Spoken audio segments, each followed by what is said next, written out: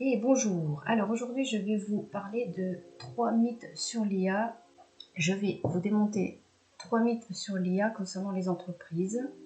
Alors voilà, c'est parti et restez bien jusqu'à la fin parce que vous aurez l'occasion, la possibilité de télécharger un petit document.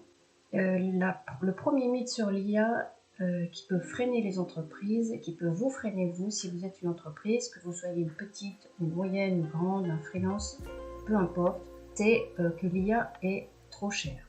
Alors, beaucoup croient qu'il faut un budget énorme pour avoir une IA dans son entreprise. Ils se disent comment je vais utiliser, il faut quelqu'un qui me l'installe, etc. Et je suis sûre que c'est trop cher. En fait, je vais vous montrer que vous pouvez en trouver qui sont très utiles et qui ne sont pas chères du tout, voire gratuites. Alors, la première, vous l'avez à l'écran. Il y en a d'autres, mais là j'ai choisi DeepSeek, dont tout le monde parle en ce moment sur Internet, si vous suivez un petit peu sur Internet. C'est un LLM.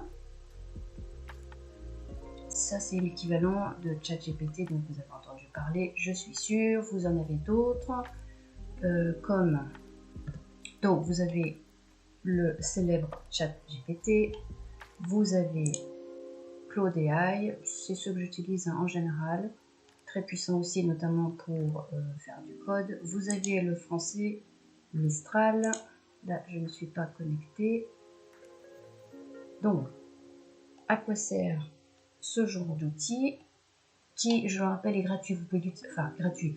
Il y a des comptes payants, mais vous pouvez l'utiliser gratuitement quand même avec un certain, bon, il faut que je me connecte, un certain quota.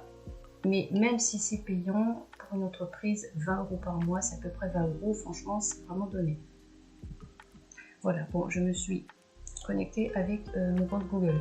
Donc, si on prend DeepSeek, qui est très puissant, qui est moins cher que les autres, c'est un outil chinois, vous pouvez faire une recherche, voyons. Imaginons que vous ayez besoin de ceci.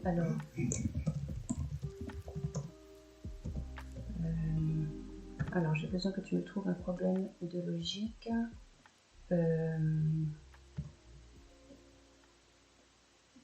Pour illustrer la mauvaise communication dans une entreprise. Donc, ce qui est bien avec DeepSeek, c'est que vous pouvez actionner ici la fonction DeepSeek. Donc là, il va vraiment réfléchir. Vous n'avez pas besoin de le mettre à chaque fois, mais ça sert pour des questions justement où il faut qu'il aille chercher profondément la solution. Donc moi, là, je vais le lui mettre.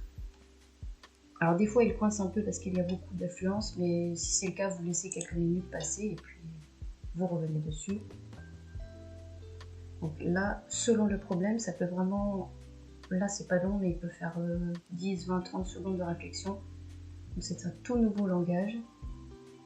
Donc là, il réfléchit en anglais. Et il va proposer sa solution. Voilà, il répond. En plus, on voit qu'il a l'initiative de mettre avec une chute humoristique et instructive. Je ne lui ai rien demandé à ce sujet et ça me semble très pertinent. Voilà. Problème, la société Tech Solutions doit lancer un nouveau produit en urgence. Le PDG annonce lors d'une réunion: nous devons livrer 1000 unités de produit X sous 3 mois, avec une marge de 20%. Alors, il continue. J'adore cet outil. DeepSeek, c'est une tuerie. Et c'est pas parce que tout le monde en parle, c'est vraiment que c'est génial. Alors, donc voilà, il a fini. Donc voilà le problème. Il est ici, 1000 unités de produit X sous 3 mois avec une marge de 20%. C'est très pertinent, c'est pour une entreprise, c'est super. Chaque service interprète le message différemment. Le service marketing comprend: il faut vendre 1000 unités en précommande en 3 mois. En fait, chacun va comprendre selon son biais, c'est logique, selon le métier qu'il a. Les RH entendent recruter 20% de personnel supplémentaire pour un projet urgent. Donc le RH sous-entend qu'il faut recruter du monde pour cette action-là. La production retient fabriquer 1000 prototypes en 3 semaines. Donc en fait, eux, ils confondent mois et semaine, par exemple. D'accord. Donc c'est vrai que c'est 3 mois. Eux, ils ont lu pour une raison X, 3 3 semaines. Et enfin, le service client reçoit un email rédigé. Les clients exigeront 20% de remise sur le produit X. Ok. Résultat, après un mois, la production, donc ceux qui ont confondu 3 semaines avec 3 mois, a surchargé les machines pour fabriquer, bah oui, surchargé parce que du coup c'était un temps réduit, fabriquer 1000 prototypes non conformes. Bon, c'est non conforme parce que, j'imagine, ils sont allés trop vite. Les RH ont embauché 15 personnes, ouais, c'est beaucoup, non formées, bloquant les budgets. Okay. Le service client promet des remises non prévues, créant un manque à gagner. Okay. Et le marketing a lancé une campagne agressive pour un produit non finalisé. Alors, question, où se situe la faille de communication initiale? Quelle solution logique éviterait ce chaos? Solution logique attendue, la faille vient de l'ambiguïté du message du PDG et de l'absence de clarification collective. Chaque service a interprété une partie de l'information sans vérifier les détails auprès des autres équipes. Ça, c'est important aussi de se concerter entre les services, par exemple, entre les personnes.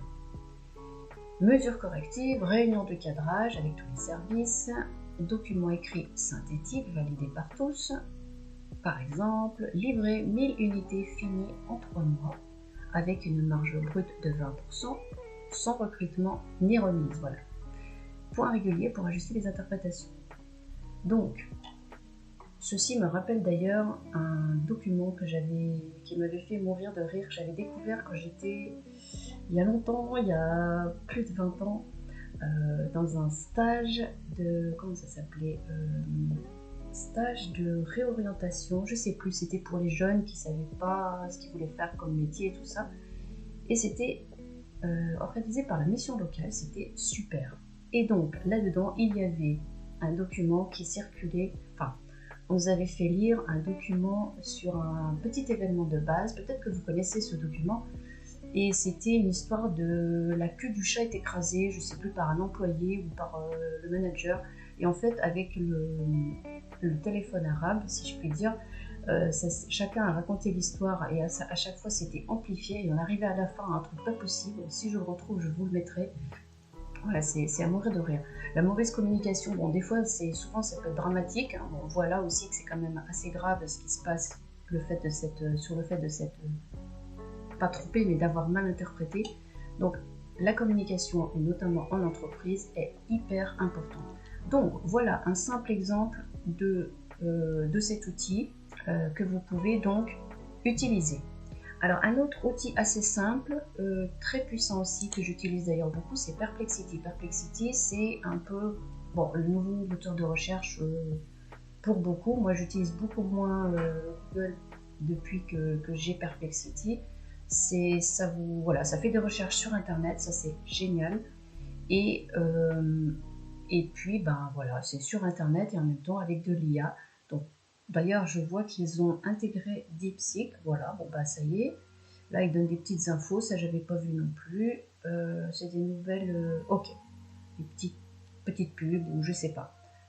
Bon, moi, je vais pas me connecter pour 2 secondes, mais imaginons que je lui dise... voyons.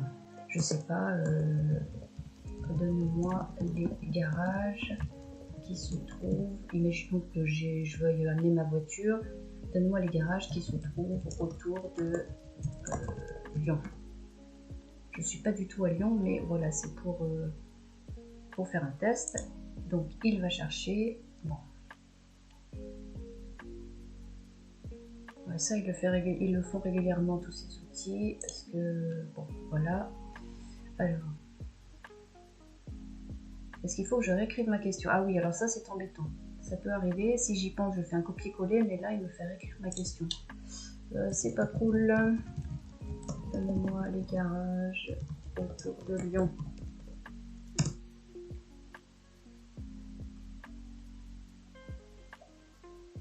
Alors, qu'est-ce qu'il fait? Elle est où ma question?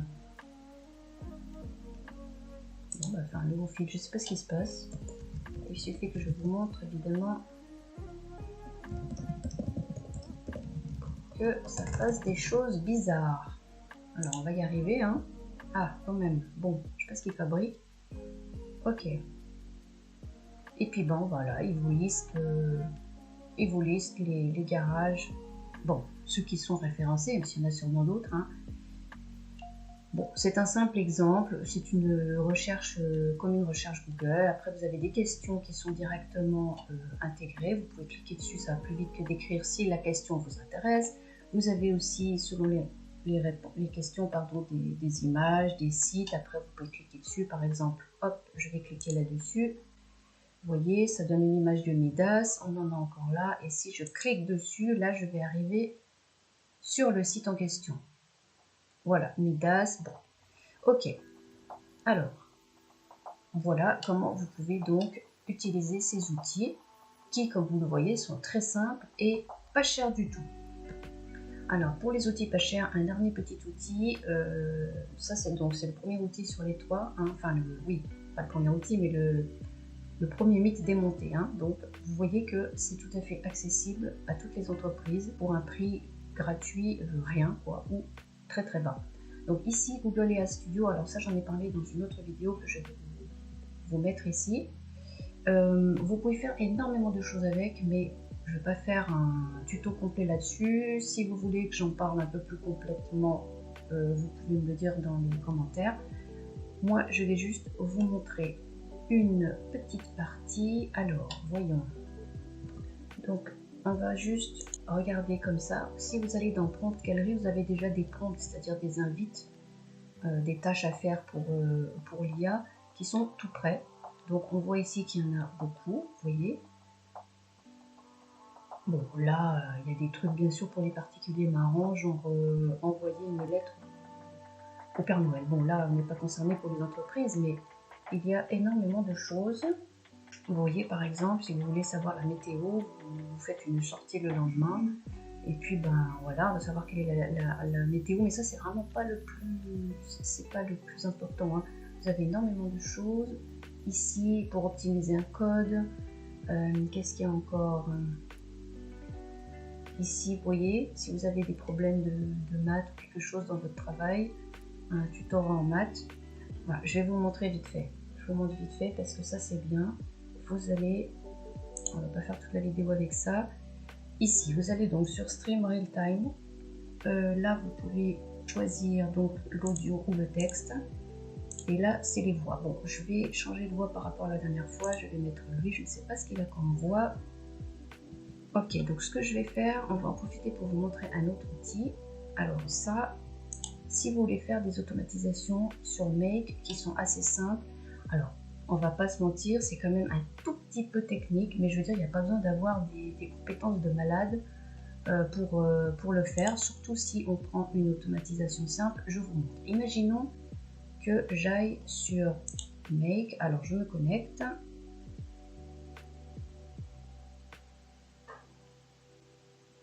Ah ben il est froid maintenant mon café, évidemment. Alors, voilà, bon. Donc, je vais vous montrer avec le coach intégré IA comment ça se passe. Si ça veut bien se connecter. Ok. Alors, je vais dans les templates. Oui, c'est les templates. On revient sur le studio et on va lui demander. Alors, est-ce qu'il est passé? Il est là. Non, c'est pas celui-là, ça c'est après. Alors, vous cliquez là-dessus. Ça, c'est vraiment très utile pour vous guider dans une tâche. Alors, je précise, c'est pas une IA qui va faire les choses à votre place sur l'ordinateur. Il va vous guider, c'est vraiment très très bien. Même en français. Alors moi, j'autorise jusqu'à ce que je ferme le site d'utiliser mon micro. Ok. Alors, est-ce que tu m'entends? Oui, je t'entends. Je suis prêt à répondre à tes questions. Super. Alors moi, j'aimerais que tu m'aides sur Make pour faire une automatisation et notamment, en fait, je vais choisir celle-ci qui va envoyer des mails à partir d'une base de données. Est-ce que tu confirmes que ça pourrait jouer? Je comprends. Tu veux utiliser Make pour automatiser l'envoi d'emails à partir d'une base de données. Je peux t'aider avec Oui. cœur, mais c'est eux que tu as déjà configuré la base de données et créé le scénario d'automatisation dans Make. Alors, non, pas encore. Je vais le faire. Est-ce que celle-ci, si tu vois à l'écran, convient? D'accord. Tu vas le faire. Et tu me demandes si celle que tu vois à l'écran convient? Oui, Google Sheets to Gmail. Oui, l'automatisation Google Sheets vers Gmail est un cas d'usage courant. As-tu d'autres questions sur cette automatisation? Alors, écoute juste une petite, parce que là je fais une démo et ensuite j'arrête. Je voudrais voir, voilà, je vois qu'il y a un guide parce que je ne sais pas comment ça marche. Est-ce que tu confirmes qu'il y a un petit guide pour m'aider? Oui, je comprends. J'aimerais savoir s'il y a un guide pour t'aider à comprendre comment fonctionne l'automatisation. Oui, c'est ça. Ok, bon, là j'ai arrêté parce que c'était une mini démo. Vous avez quelque chose de beaucoup plus complet donc sur mon autre vidéo. Donc, puisque nous sommes sur Make, j'en profite pour vous montrer quelque chose. Alors, on en arrive avec l'idée reçue numéro 2 qui dit que l'IA va remplacer les humains. Alors ça fait beaucoup de débat. Mon opinion, c'est que principalement, ça ne va pas remplacer l'humain. Ça va l'accompagner et lui permettre de travailler sur des choses, enfin comment dire, de déléguer des tâches plutôt répétitives et ennuyeuses, sans grosse valeur ajoutée, déléguées à l'IA. Et pendant ce temps, donc, on peut faire autre chose. Typiquement, je vous montrerai tout à l'heure, vous pouvez par exemple, un graphiste, il va s'aider de l'IA, d'accord? Il va pas, l'entreprise ne va pas forcément tout faire par l'IA parce qu'on a souvent toujours besoin d'un humain. Donc là, je vous montre que ça ne remplace pas un humain. Alors notamment, vous avez l'automatisation. Ici, alors je vais pas, ça j'ai pris une petite automatisation toute simple, donc je vous le répète, ça demande un tout petit peu de compétences techniques, mais vraiment pas énorme. Et ça peut vous rendre servir. Donc imaginons que vous vous disiez ok, je me mets un make, vous avez un petit guide ici qui vous explique voilà comment ça se passe. Donc on démarre, voilà, et bon, ça s'ouvre tout seul. Donc en fait il faut simplement connecter ce module, ça c'est un module, à une feuille sheet, donc un Google Sheet que vous aurez dans votre Google Drive. Ça peut être d'autres CRM pour base de données. Imaginons que vous ayez vos clients enregistrés dans un Google Sheet. Ici, on a pris Google Sheet. Donc, vous le connectez simplement à la feuille en question. Moi, je ne l'ai pas fait là, d'accord? Vous aurez l'ID à mettre. Je ne vais pas vous faire toute la démo là, mais c'est pour dire que c'est vraiment assez simple. J'ai fait des tutos déjà sur quelques automatisations Make. Voilà, et puis, alors je ferme. Et ensuite, vous voyez, là, il n'y en a que deux. Il suffit aussi de connecter Gmail. J'ai aussi une vidéo dédiée à la connexion Gmail pour la première fois, parce que pour le coup c'est un petit peu technique, mais pareil, je vous guide étape par étape. Vous le faites une fois, ça dure 5 à 8 minutes et après c'est bon. Donc voilà, vous voyez, si vous voulez vous faire guider même en même temps par notre ami ici, voilà, c'est possible. Alors voilà pour Make. Alors maintenant, imaginons que vous vouliez soit par vous-même, soit vous demandez à un de vos employés de créer des images. Vous avez plusieurs systèmes pour ça. Alors moi, ceux que j'utilise, que j'aime beaucoup, qui sont assez bons, après ça dépend ce que vous voulez comme résultat. Vous avez DALL-E 3, là c'est intégré à Microsoft.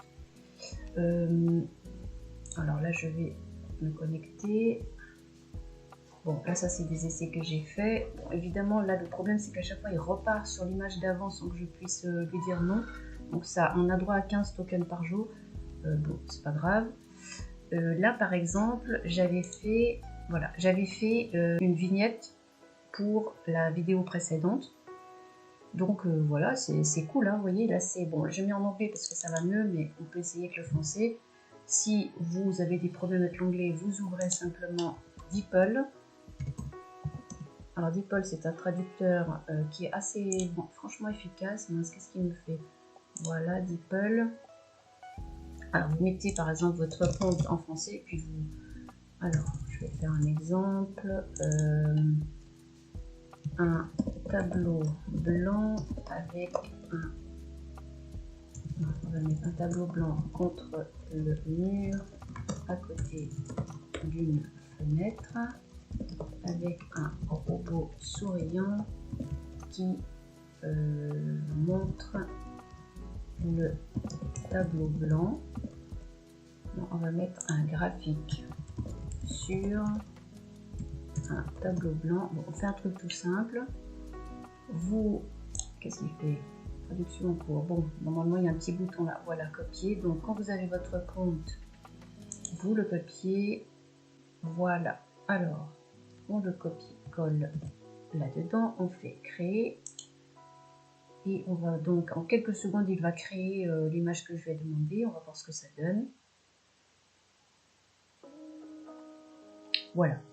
Donc évidemment, plus c'est précis, plus ce sera proche de ce que vous voulez. Donc on va imaginer que je me dise, bon, essayons autre chose. Moi j'aime bien celui-là. Essayons autre chose. Enfin autre chose. C'est le même prompt, mais il va refaire autre chose. Après vous pouvez affiner le prompt, mettre autre chose, etc. Voilà. Vous avez aussi un autre que j'aime beaucoup qui est Leonardo. Celui-là, alors, vous voyez, il fait des images. Alors moi, j'ai toujours, pour l'instant, le compte gratuit. Imaginons que je veuille, soit vous faites quelque chose que vous créez à partir d'une idée que vous avez précise, soit vous vous dites, ou même vous pouvez prendre par exemple, je sais pas, je me dis, tiens, j'aime bien cet effet. Je vais dessus, ça c'est des images qui ont été créées par d'autres. On reprend le prompt, d'accord, on fait un copier-coller. Je ferme. Je vais dans image création. Là, ça c'est mes essais. Alors, qu'est-ce qu'il fait? Non. Alors, bon, c'est quoi tous ces messages? Donc, je le retape. Alors, est-ce que je le garde pareil? Bah oui, je le garde pareil. Je me dis, on va voir ce que ça donne. Donc là, alors pareil, donc là j'ai un gratuit avec quelques tokens par jour. Donc vous avez quand même plusieurs images par jour, ça c'est pas mal. Et puis vous pouvez toujours prendre après, bien sûr, hein, pour l'entreprise, un compte. Ça doit être dans les 20 aussi, 20 $ par mois, quelque chose comme ça, il me semble. Donc là, c'est un tout petit peu plus long pour générer, mais ça reste rapide. Il m'embête avec ces messages. Bon, voilà, alors on attend.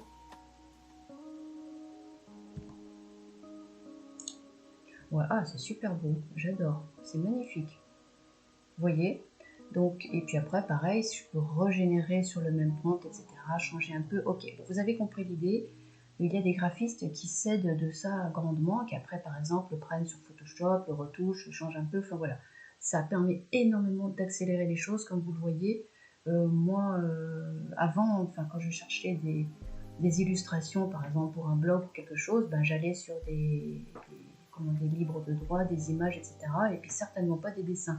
Parce que, comment dire, un dessin, ça se fait pas comme ça. Moi, je sais pas dessiner. Donc, maintenant, ça, c'est vraiment super et accessible à tout le monde. Alors maintenant, l'idée reçue numéro 3, c'est que l'IA est trop compliquée à utiliser. Alors bon, vous avez déjà pu un petit peu voir avec ce que je viens de vous montrer que c'est pas compliqué. Donc pas compliqué du tout. Celle-ci, elle est super aussi, j'en ai aussi parlé dans ma vidéo précédente. NotebookLM est un outil Google entièrement gratuit, très puissant. Ça, je l'utilise souvent. Donc, moi, j'utilise souvent pour résumer une vidéo. On rentre directement l'URL, par exemple, de la vidéo YouTube. Il me fait un résumé, je peux lui demander une synthèse, etc. Donc là, on va le faire pour, on imagine donc un usage dans une entreprise, mais pas une vidéo. Alors, je réfléchis. Alors, bon, déjà, on va faire créer. Vous voyez, c'est vraiment très simple. Il va ouvrir, voilà, et là on va pouvoir importer soit un Google Doc ou un Google Slide, une URL de site web, une URL YouTube ou un texte, carrément un texte copié, et puis il va donc en faire une synthèse. C'est vraiment très puissant. Alors qu'est-ce qu'on va faire? Alors imaginons que je m'intéresse, là j'ai tapé quelque chose, voir si c'est intéressant, donc un rapport des ventes de boulangerie. Alors imaginons que alors cet article, qu'est-ce qu'il dit? Ok, ça c'est un article. Oh, c'est un vieux site. Bon, là c'est pas très long, donc c'est peut-être pas ce qu'il y a de plus pertinent. Voyons. Je vais pouvoir revenir en arrière. Voilà, typiquement, j'ai pris ça France Agrimaire, donc ça nous donne un rapport de 70 pages PDF. Voilà, ça tombe très très bien. Études sur l'activité hors domicile et les modes d'approvisionnement des boulangeries-pâtisseries. Bon, imaginons que dans l'entreprise, on doive, je sais pas moi, analyser ce document, on doit le lire et tout. Bah, ce qu'on va faire, alors bon, c'est vrai que c'est assez long et très complet d'ailleurs. Donc je fais, qu'est-ce que je fais? Eh bien, alors je pense, est-ce qu'il faut que je mette, je ne sais pas s'il va pouvoir lire directement, on va essayer. S'il lit directement le site ou s'il faut lui mettre le PDF. On va tester. Donc je lui mets ici site web, URL, on va voir. On regarde en direct. A priori je dirais que non, mais bon, on verra. Parce que c'est un PDF sur un site, donc c'est pas... On va voir. Alors on attend un petit peu. Ah, ça a l'air de marcher, c'est vraiment hyper puissant, c'est un truc de fou, j'adore cet outil. Donc là, il fait un mini résumé d'abord pour présenter la chose. Ce rapport d'Agrex Consulting, avril 2022, analyse le secteur français de la boulangerie-pâtisserie en 2019, mettant l'accent sur les modes d'approvisionnement et l'évolution de l'offre, notamment le snacking, etc. D'accord, un petit truc. Donc moi, à partir de là, je vais faire un document de synthèse ou alors un guide d'études. Donc, je vais d'abord faire un document de synthèse. Alors, on attend un tout petit peu. Il y a 70 pages, donc peut-être que ça va être un peu plus long que ce que je fais d'habitude, mais ça ne va pas durer 10 ans. Hein. On attend un peu, je vous mets en pause et je vous reprends. Voilà, ça a pris 12-15 secondes. Donc il est là, je clique dessus et voilà. Vous voyez, tout est là, tout est résumé comme ceci. Et puis on peut donc, alors studio, je reviens là. Et si je veux par exemple un guide d'études, imaginons en plus, où je me dis tiens, on va voir comment c'est présenté le guide d'études. Il le génère, il est ici en train d'être fait. Donc on attend un petit peu. Voilà, il met le titre, il fait tout. Donc ici, on voit qu'il pose à chaque fois des questions, bien sûr en rapport avec la source, et ensuite les réponses. Ça peut aussi servir selon votre besoin. Si je regarde chronologie, ça je l'utilise pas souvent. Donc chronologie, on va voir ce que ça donne. C'est vraiment super, hein. Franchement extrêmement puissant. Vous voyez le temps, j'espère que vous voyez le temps que vous pouvez gagner avec ça. Voilà, donc il prend tout ce qu'il y a dans le document et regardez, il en sort toutes les dates dont il est question. C'est vraiment génial. Donc là, vous pouvez gagner un temps fou dans votre travail, je vous garantis. Un dernier outil maintenant qui est, alors celui-là je l'aime beaucoup aussi, c'est Napkin. Alors Napkin, il sert à créer des petits schémas visuels en rapport avec un texte. Alors avant, j'imagine que vous deviez galérer, ça devait prendre un temps fou pour faire des schémas. Maintenant, à partir d'un texte, il va faire quelque chose comme ça. Alors je vais vous montrer, je vais aller chercher une source. Je pense, est-ce que je peux prendre ce... Bon, je vais essayer avec ça. On va simplement, voilà, on va prendre donc ce résumé en date des boulangeries. Je fais copier. Alors je vais dans Napkin, je mets nouveau. Celui-là c'est pareil, il est gratuit. Alors ça me fait blanc. Donc je fais à partir de 0. Voilà. Alors le titre, je mets boulangerie. Après je mets le texte, donc je l'ai collé. Il est là, d'accord. Et puis vous voyez qu'à part que le petit éclair, là vous pouvez faire des schémas sur cette partie, cette partie, cette partie. Alors moi je vais prendre cette partie-là, je clique sur le petit éclair et il va me générer, vous allez voir, c'est super. Je l'ai utilisé d'ailleurs, j'en ai fait un sur mon site. Je vais vous montrer. Donc j'en ai fait un sur mon site. Voilà, vous voyez, les agents IA, qu'est-ce que c'est? Et j'ai généré celui-là. C'est vraiment très très puissant. Alors là, est-ce qu'il a... Voilà. Donc, il vous sort ici, parce qu'en plus vous avez droit à plusieurs sortes. Vous pouvez choisir, vous voyez, sans cliquer, vous passez simplement dessus. Voilà, il y a plein de sortes. C'est hyper bien fait, c'est très beau, j'adore. Donc moi, imaginons, alors, est-ce que je peux descendre? Ouais. Lequel je vais prendre? Ah, il est pas mal là, le serpent. Enfin, le serpent. Ça, j'aime bien, mais il faut que ce soit quand même visuel. Je sais pas, par exemple, celui-là, et quand vous cliquez dessus, après, vous avez droit encore à plusieurs, comment on appelle ça? Sous-ensembles. C'est le même, mais décliné en plusieurs. Voilà, par exemple, celui-là. Je clique dessus. Est-ce qu'il est resté? Je crois que oui. Voilà. Après, vous pouvez toujours changer quand même. Bon, déjà, vous pouvez faire undo, donc vous annulez. Et normalement, vous pouvez le modifier. Je vous avoue que je ne sais plus. Au pire, vous l'effacez et vous refaites, d'accord? Donc voilà, vous avez un petit diagramme, un petit schéma de ces dates de boulangerie en quelques secondes. Alors, je vous rajoute ce tout petit morceau parce que je suis en train de monter la vidéo que je viens de faire, que vous êtes en train de regarder. Et en fait, je vais vous montrer comment vous pouvez intégrer facilement l'IA dans votre travail, comme je le fais moi. En fait, là, c'est vraiment un exemple concret. Donc, je lui ai demandé qu'il me trouve le texte dont je vous parle sur la queue du chat écrasé. Donc, j'ai demandé à Perplexity. Il n'a pas trouvé, donc j'ai fait une petite recherche sur un Google traditionnel, j'ai trouvé un petit extrait du texte, j'arrivais pas à accéder, c'était un site non sécurisé, donc ce que j'ai fait, je lui ai mis ce petit bout de texte dedans, en lui disant voilà, cela pourrait être un extrait, voici une partie du texte, du coup, alors bon, il analyse de nouveau, etc., mais il ne me donne pas l'URL, donc moi je lui demande ensuite quelle est la source, j'ai besoin de cette URL, là il me la donne. Donc il me donne un site, le fameux qui n'est pas sécurisé, donc j'ai pu y accéder en cliquant là, mais comme c'est pas sécurisé, je lui ai demandé un autre. Et là, il m'a donné un site qui en parle, d'accord? Donc j'ai le texte, j'ai ensuite fait quelque chose, alors ce que je fais, donc je lui demande ce que je veux, je vais aller chercher le texte, copier-coller. Alors, Shift, entrée pour aller à la ligne sans envoyer le travail. Shift, entrée. Là, je vais lui demander ensuite... Alors, c'est un texte que j'ai préparé. Voilà. Guillemets pour fermer. Voilà.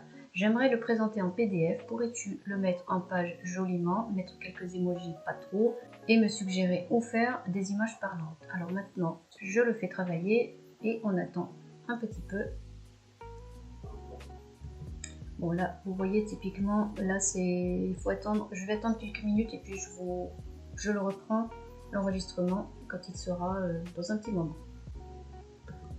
Alors pour relancer comme ça, ou au pire vous faites actualiser, ça garde tout en mémoire. Vous voyez 2 sur 2, c'est-à-dire que c'est la deuxième demande pour cette même question qui n'a rien donné. Donc on attend un petit peu, je sais pas si ça va fonctionner. J'ai déjà eu jusqu'à 3 fois, donc bon, il faut être un peu patient. Bon, alors ce que je vais faire, c'est j'actualise F5, des fois ça marche mieux, on va voir.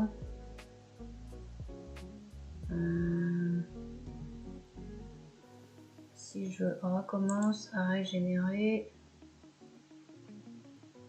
bon, je vais devoir... Ah, alright, voilà. Vous voyez, faut pas s'affouler, pas s'énerver, juste attendre un petit peu. J'ai attendu 5 minutes, hein, franchement, pas beaucoup. Ok, donc là, il réfléchit, comme on a vu, et puis, enfin, comme on va le voir, ça dépend où je vais mettre ce morceau dans la vidéo. Et voilà ce qu'il va nous sortir.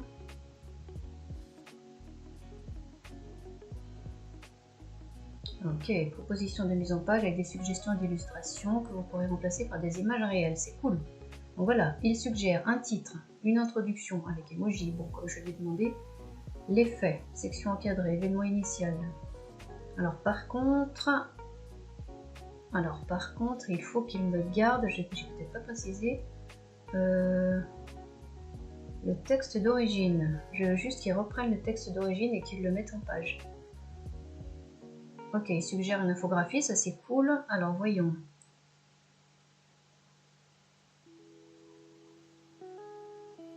Bon, parfois, si vous pensez qu'il communique trop ou des choses que vous n'avez pas besoin, vous l'arrêtez dans le petit carré qui est là. Moi, ça m'arrive très rarement, même si des fois c'est un petit peu long. Parce qu'il peut y avoir des idées sympas ou des suggestions. Alors, voyons, je crois pas qu'il m'ait fait ce que je voulais. J'ai peut-être mal demandé.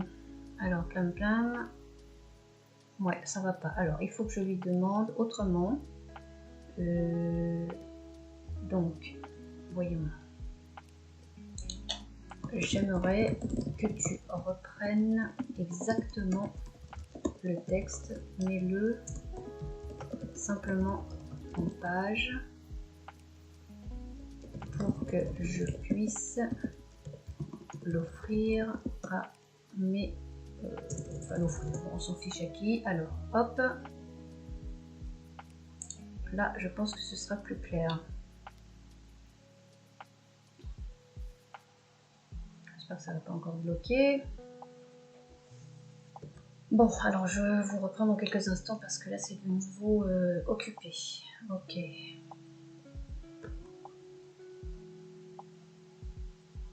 Donc ça marche assez bien quand on fait actualiser ou F5 et ensuite on relance donc avec la flèche qui tourne sur elle-même régénérer. Ça a l'air pas mal comme système si vous voulez le relancer plus rapidement potentiellement. Alors, est-ce qu'il a compris cette fois?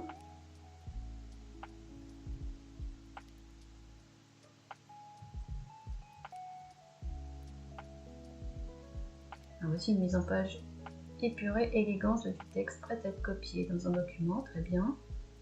Ah, je crois qu'il a compris. Ah, super.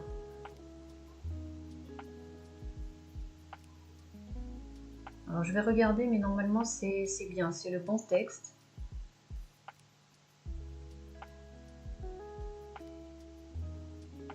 Je vais vérifier quand même. Il me met des suggestions visuelles pour illustrer. Vous voyez, c'est vraiment un très bon outil pour accompagner notre travail. Toujours assez bavard, mais les LLM sont toujours bavards. Mais alors, je vérifie par exemple ici, chaîne de rapport. Alors ça c'est juste, les faits initiaux, la génération. Je crois que c'est bien. Hein, ça c'était pas bon. Alors. Le chat a mordu, compulsion, sauf que la cheville ne peut plus marcher. Alors. Ouais, voilà. Bon, alors, vous voyez, c'est vraiment super parce que moi je vais pouvoir prendre ça. Il est directement mis en page, je n'ai plus qu'à le copier-coller, à le mettre en. Voilà, ça fait une jolie présentation. Je vous mettrai bien sûr une des sources où je l'ai trouvé, puisque c'est pas moi qui l'ai créé. Et puis, bah, vous pourrez, si vous voulez, comme ça pour le fun, télécharger ce texte. Voilà, bon, moi je vais reprendre mon montage. Donc, on a pu voir ensemble que l'IA n'est pas trop chère à utiliser, elle n'est pas trop compliquée et elle ne va pas remplacer l'humain. Au contraire, c'est un outil incroyable pour aller plus vite, pour faire les choses plus rapidement, gagner du temps, etc. Alors maintenant, puisque vous êtes resté jusqu'au bout, vous pouvez, si vous voulez, télécharger en dessous une petite liste d'outils en fait qui est classée selon les thématiques que vous pouvez utiliser, qui sont tout à fait intéressants dans une entreprise. Vous n'avez pas du tout, enfin il n'y a pas que ça, hein, il peut y avoir des outils par exemple analyse de données, gestion de données, etc. Enfin voilà, vous découvrirez tout ça dans ce petit document. Donc j'espère que cette vidéo vous a été utile, n'hésitez pas à commenter, à me poser des questions et puis moi je vous dis à la prochaine vidéo.